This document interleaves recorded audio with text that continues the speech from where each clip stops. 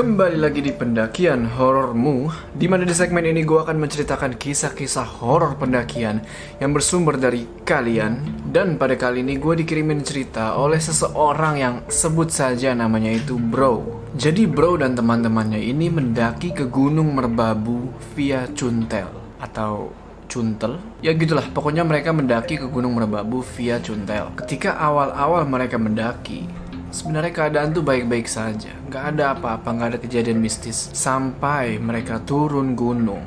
Nah, si Bro dan temannya namanya Ade, mereka seperti tidak berada di alamnya lagi. Pengen tahu ceritanya?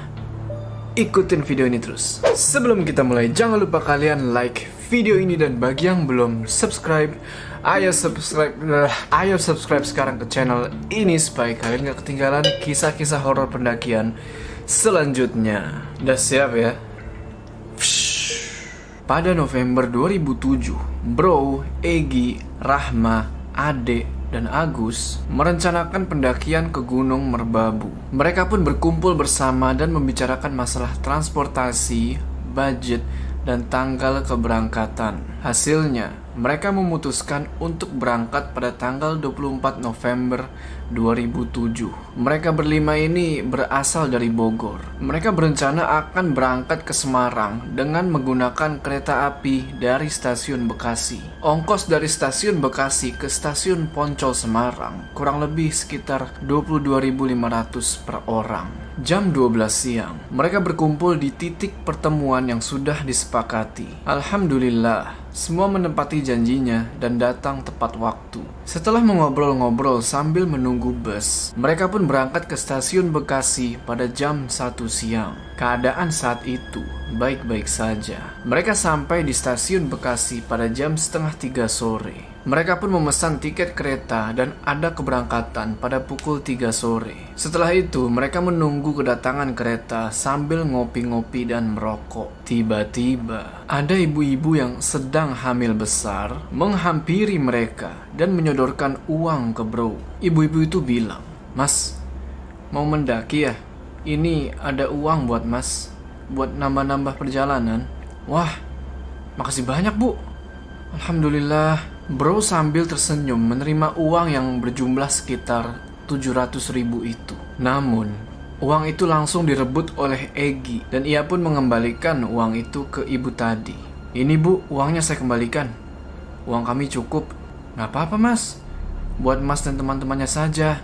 Mending buat persalinan ibu saja." "Gak apa-apa mas, saya ada." Egi pun tetap menyodorkan uang tadi ke ibu-ibu itu. Lalu ia mengajak teman-temannya untuk pindah tempat duduk. Bro pun menurut sambil menggerutu.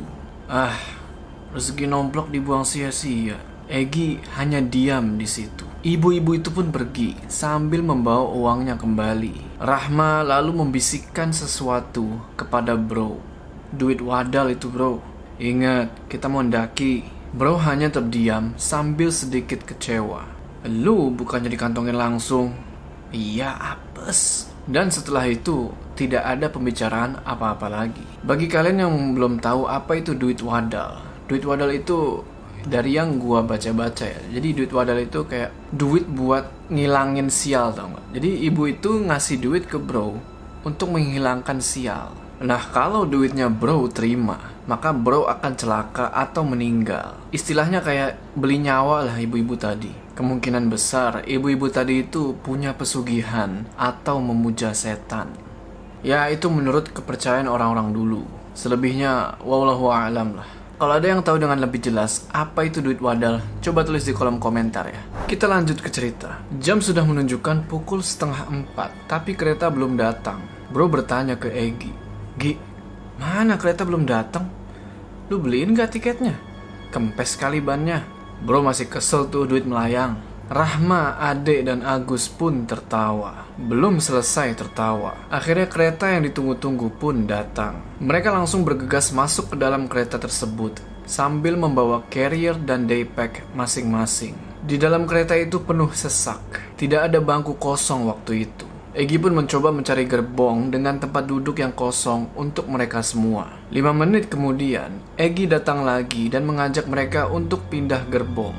Mereka pun pindah dari gerbong satu ke gerbong lainnya. Dan Egy bilang, ini tempat duduk kita, tempat duduk paling nyaman nih. Padahal WC. Untung WC-nya bersih, tapi sepertinya tidak ada air, mungkin rusak. Mereka pun langsung menata tas. Ade, Rahma, dan Egy duduk di lantai WC. Sementara Bro dan Agus berdiri di pintu gerbong sambil melihat jalan dan pemandangan.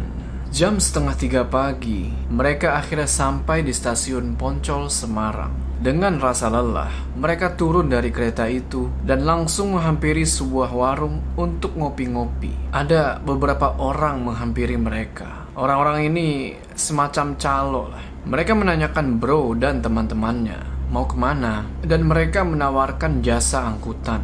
Egy sebagai ketua rombongan itu menolak karena harga sangat tidak masuk akal. Para calo itu mematok harga sekitar 600.000. Setelah itu Bro dan kawan-kawan pun memutuskan untuk pergi makan. Selesai makan, untungnya ada bapak-bapak supir taksi yang menawarkan jasanya dengan harga yang wajar. Bro dan teman-temannya pun memutuskan untuk pergi ke base camp dengan menggunakan taksi itu.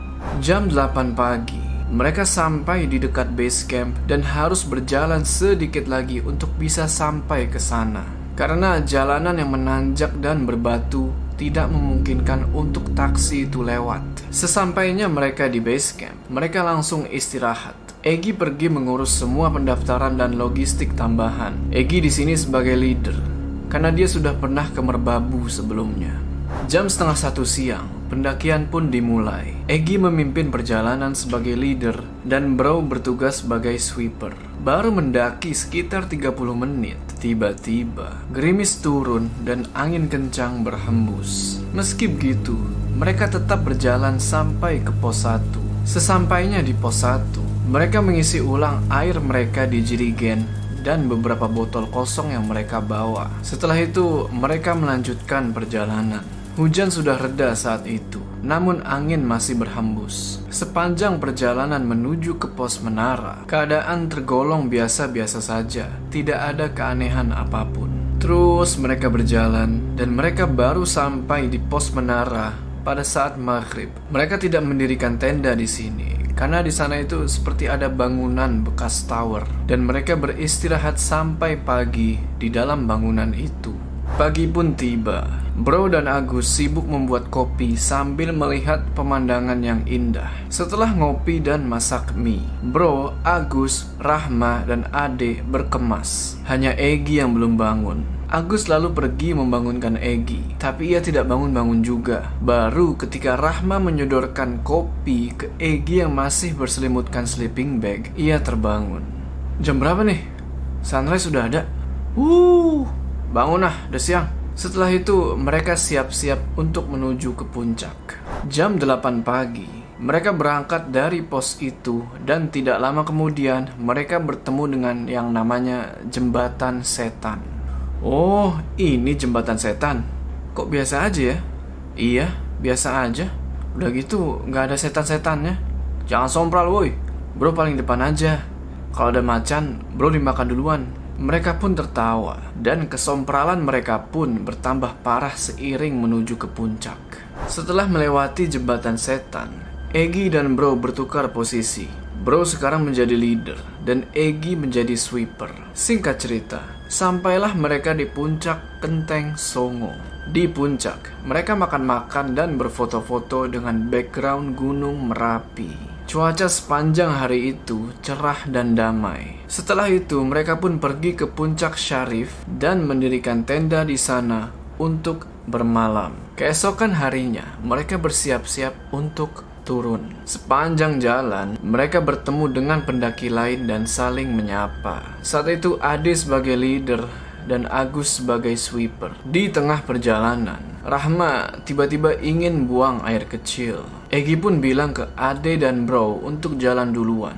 Nanti Egy dan yang lain akan menyusul. Lagi pula jalurnya hanya satu arah, jadi kemungkinannya kecil untuk nyasar. Nah, di sini nih, Ade dan Bro terus berjalan. Namun, tidak lama berjalan, mereka bertemu dengan percabangan. Ada yang ke kiri dan lurus. Bukannya tadi Egi bilang cuma satu arah? Mereka berdua pun berinisiatif untuk mengambil jalan yang lurus, karena jalurnya kelihatan jelas lah. Lama mereka menempuh jalur itu, tapi teman-teman mereka tidak ada tanda-tanda menyusul. Sedangkan kabut tebal mulai turun dan menghalangi pandangan. Mereka berdua pun memutuskan untuk berhenti sebentar. Tiba-tiba terdengar suara gamelan. Entah dari mana. Waktu saat itu menunjukkan pukul 12 siang. Ade bertanya ke bro, "Lu denger gak?" "Iya denger." "Merinding aing. Kita nyasar nih kayaknya." Bro langsung berteriak memanggil teman-temannya di belakang, tapi tidak ada jawaban. Ade di situ menangis. Ia lalu mengeluarkan plastik hitam dan membuangnya. "Apaan lu buang, Dek?" Ade tidak menjawab pertanyaan itu, tapi dia bilang, "Jangan sampai gue mati di gunung. Sompra lo ah. Yuk lanjut." Kabut udah mulai hilang. Namun, suara gamelan masih jelas terdengar. Cukup lama mereka berjalan, sampai persediaan air mereka habis. Ade pun terjatuh kelelahan. Ia lalu dibopong oleh bro. Tidak jauh dari tempat Ade jatuh, terlihat ada 2 buah rumah berhadapan. Tapi kondisinya sangat jelek, seperti rumah yang sudah lapuk. Mereka pun menghampiri salah satu rumah itu dan mengucapkan salam. "Assalamualaikum." "Assalamualaikum." "Assalamualaikum." Tidak ada jawaban. Padahal mereka berdua berharap ada air dan makanan di rumah itu, karena mereka berdua haus dan lapar. Tidak lama kemudian, datanglah seorang ibu-ibu paruh baya. Ia berbicara dengan logat Jawa yang sangat kental. Ibu itu bilang, "Masuk mas, mampir dulu. Maaf bu, kami tersesat dan terpisah dari rombongan. Bolehkah kami masuk saja sekalian mangan?" Mereka pun senang dan mengikuti ajakan ibu itu untuk masuk ke rumah. Di dalam rumah itu, bro kaget bukan main. Ternyata di dalam rumah lapuk itu sudah tersedia banyak makanan di atas meja. Saat itu suara gamelan masih terdengar jelas, dan bro mencoba keluar untuk mencari sumber suara gamelan itu. Tapi ia tidak menemukan apa-apa. Ia pun bertanya kepada ibu itu, "Bu, itu suara gamelan dari mana ya?" "Lagi latihan mas, warga sini." "Oh, ibu tinggal dengan siapa di sini?" "Sendiri mas." Sontak bro kaget dan ia mulai merinding. Bayangkan saja, di tengah hutan tinggal sendiri. Aneh. Ibu itu hanya berada di dapur sambil menyuruh bro dan Ade untuk makan. Mereka pun mengiyakan. "Dek, gak beres nih.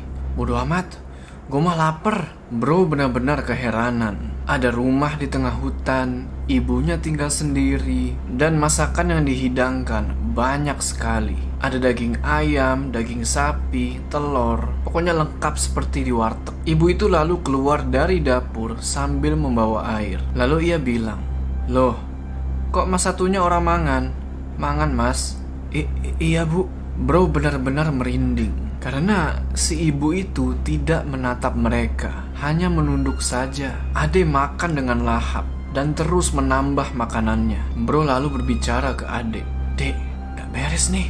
Udah makan aja. Mau rumah setan juga bodo amat, yang penting kenyang." Bro hanya berdoa sambil istighfar. Dan pada akhirnya pun ia ikut makan sambil terus berzikir dalam hati. Tidak ada yang aneh dengan makanan itu. Rasanya seperti makanan biasa. Selesai mereka makan, ibu itu bilang, "Nambah mas." "Aduh, kenyang banget saya bu. Makasih banyak." "Jadi berapa semuanya?" "Gak usah bayar mas. Doakan saya saja." Bro makin merinding. Kenapa ibu ini tiba-tiba minta didoakan? Setelah itu, mereka berdua pun berpamitan ke ibu itu untuk melanjutkan perjalanan turun. Ade mencoba memberikan uang ke ibu itu, tapi ibu itu tetap menolaknya. Bro sempat mengambil botol air minum untuk di jalan, dan mereka pun keluar dari rumah itu. Perjalanan berlanjut. Mereka berjalan sampai tiba waktu maghrib, tapi belum juga sampai ke perkampungan. Dari kejauhan, samar-samar terlihat lampu rumah warga. Mereka terus berjalan dengan Ade yang tertatih-tatih karena jatuh tadi dan persediaan air yang sudah habis lagi. Baru sekitar jam 10 malam sampailah mereka di perkebunan warga. Coba hitung, tadi kan mereka masih jam 12 siang tuh, terus sekarang udah jam 10 malam. Hampir 12 jam mereka turun. Dari jauh, terlihat ada yang sedang membuat api unggun di depan sebuah gubuk dan mereka berdua pun menghampirinya. Ternyata ada bapak-bapak tua di situ. Bapak tua itu bertanya, "Dari mana, Mas?" "Dari Merbabu, Pak." "Walah, kok bisa sampai sini?" Bapak tua itu lalu menawarkan kopi dan teh. Mereka berdua lalu bercerita tentang rumah dan ibu-ibu tadi. Bapak itu bilang kalau tidak ada rumah warga di sana. Alhasil, mereka berdua jadi keheranan dan bertanya-tanya, tadi itu siapa? Mereka pun beristirahat sejenak di gubuk itu dan mencoba menghidupkan HP masing-masing. Sinyal lumayan ada, walaupun hilang-hilangan. Tak lama kemudian, HP Ade berbunyi dan ada telepon masuk dari Egi. "Lu di mana? Udah 2 hari lu hilang." "Hah? 2 hari?" Ade pun bertanya kepada bapak tua itu mengenai posisi mereka sekarang. Dan ternyata mereka sudah berada di tempat yang sama sekali asing, jauh dari tempat awal pendakian. Egi bercerita bahwa ia sudah melaporkan ke pihak berwenang, bahkan sampai ke juru kunci Merbabu. Setelah selesai berteleponan dengan Egi, Ade dan Bro berdiskusi untuk melanjutkan perjalanan ke tempat teman-temannya berada, yaitu di Polsek Selo. Mereka berdua pun bertanya ke bapak tua itu mengenai transportasi ke Polsek Selo. Dan untungnya bapak tua itu mau untuk membantu mereka berdua menuju ke sana. Mereka pun turun menuju ke rumah bapak tua itu yang ada di perkampungan, dan perjalanan itu memakan waktu sekitar 1 jam. Di rumah bapak tua itu, Bro dan Ade harus menunggu sekitar 30 menit karena bapak tua itu sedang mencari teman yang mempunyai motor untuk membawa mereka berdua ke Polsek Selo. Jam setengah 12 malam,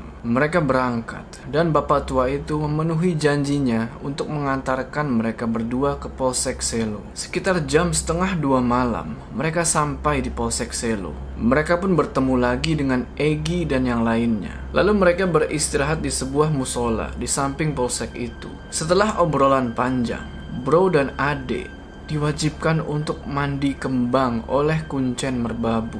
Mereka bertanya-tanya, kenapa mereka harus mandi kembang? Mereka berdua hanya bisa menurut sambil ketakutan. Setelah mereka bergantian mandi, Egi membakar kemenyan. Kemudian mereka berdua harus mengambil asap kemenyan itu dan diusap-usapkan ke muka. Entah maksud dan tujuannya apa. Sampai sekarang Egi tidak pernah menjelaskannya. Dan Bro tidak mau lagi ke Merbabu.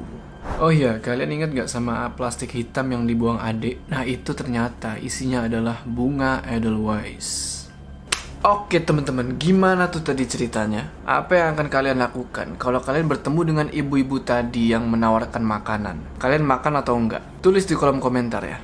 Sebelum kita berpisah, jangan lupa kalian like video ini, dan bagi yang belum bergabung, ayo subscribe sekarang ke channel ini supaya kalian gak ketinggalan kisah-kisah horor pendakian selanjutnya. Gua Jo, sampai ketemu di cerita selanjutnya.